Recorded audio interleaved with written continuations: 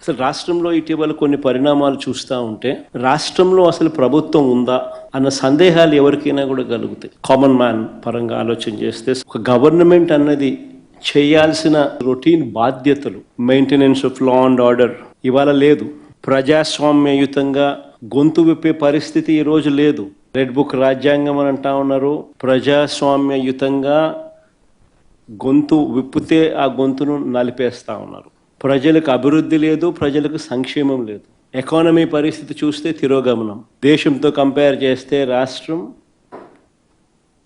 రాష్ట్ర ఎకానమీ తిరోగమనంలో ఉంది. ప్రజలకు అందుబాటులో ఉండాల్సిన ఏ ప్రభుత్వమైనా ప్రజలకు తన కనీస ధర్మంగా అందుబాటులో ఉంచాల్సిన విద్య, వైద్యం, వ్యవసాయం ఈరోజు ప్రైవేట్ వ్యక్తుల దోపిడీకి ఈరోజు మన కళ్ళ ఎదుటే గురవుతా ఉన్నాయి. ఇవన్నీ ఒక రాష్ట్ర ప్రభుత్వం కనీస బాధ్యతలు ఇవన్నీ.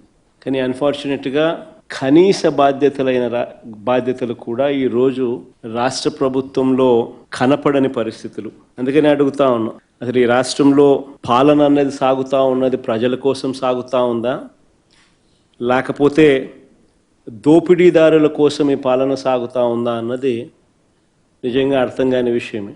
ఒక క్వశ్చన్ మార్క్.